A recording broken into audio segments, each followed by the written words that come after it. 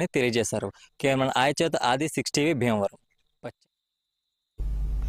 ప్రకాశం జిల్లా దర్శి మున్సిపాలిటీలో తన బాగోగులు చూడకుండా ప్రభుత్వం ఇచ్చిన అసైన్మెంట్ స్థలాన్ని కన్ను కొడుకు కబ్జా చేశాడంటూ ఓ మహిళ హైకోర్టును ఆశ్రయించింది.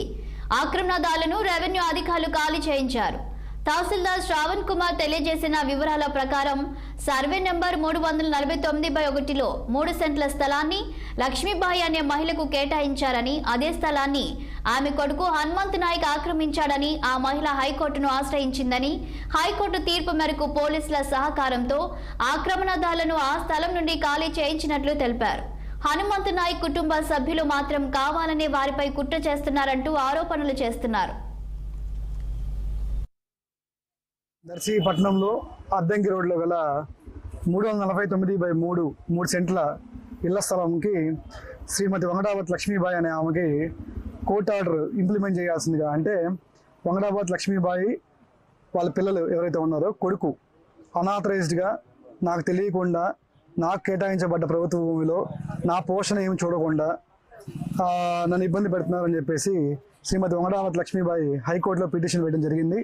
హైకోర్టు పిటిషన్లో భాగంగా డబ్ల్యూపీ నెంబర్ 13183/2024 ప్రకారం హైకోర్టు వారు ఈ ఇల్లు ఏమైతే ఉంటుందో, ఆ ఇల్లే కాదు ఇల్లు పక్కన ఉన్న స్థలం కూడా ఏమైతే ఉంటుందో అన్నీ కూడా శ్రీమతి వంగడావత్ లక్ష్మీబాయికి హ్యాండ్ ఓవర్ చేయాలని, అందులో ప్రస్తుతం నివసిస్తున్న వాళ్ళ కొడుకు లేదా హనుమంత్ నాయక్ అనే వాళ్ళ వైఫ్ కానీ వాళ్ళిద్దరిని ఆ ఇంటి నుంచి ఎవిక్షన్ చేయమని, బయటికి పంపించేసి ఆ ఇల్లు హ్యాండ్ ఓవర్ చేయమని హైకోర్టు ఉత్తర్వుల మేరకు నేను, మా రెవెన్యూ సిబ్బంది, లా అండ్ ఆర్డర్ విషయంలో పోలీసు సహకారంతో ఈ హైకోర్టు ఆర్డర్ ఇంప్లిమెంట్ చేయడం జరుగుతుంది.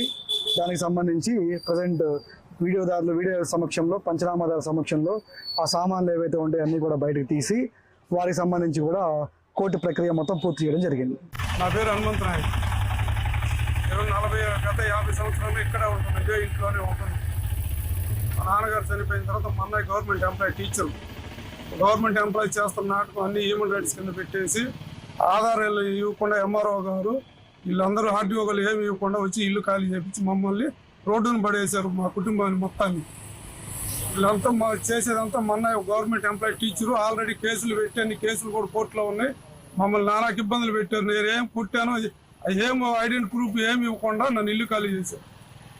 మొత్తం చేస్తుంది మొన్న గవర్నమెంట్ ఎంప్లాయీ టీచర్ను మొత్తం లంచాలు తీసుకొని, ఒక ఎంఆర్ఓ గారు వీళ్ళందరూ లంచాలు తీసుకొని మమ్మల్ని ఇవాళ రోడ్డును పడేశారు. మా కుటుంబం గత 50 ఏళ్ళుగా ఇదే ఇంట్లో ఉంటున్నాం. మా ఐడెంటిటీ ప్రూఫ్ మొత్తం ఇదే. మేము ఫస్ట్ నుంచి ఇక్కడే ఉంటుంది, పుట్టిన కాడి నుంచి. ఇవాళ మమ్మల్ని రోడ్లను పడేశారు. నేనేం చేశాను, మమ్మల్ని కొట్టానా, తిట్టాను, ఏం ఐడెంటిటీ ప్రూఫ్ ఏం లేకుండా ఎలా ఒక హైకోర్టు ఎలా తీర్పు ఇచ్చిందో మాకు తెలియట్లేదు. ఏమి ఇవ్వకుండానే వచ్చి ఖాళీ చేశారు.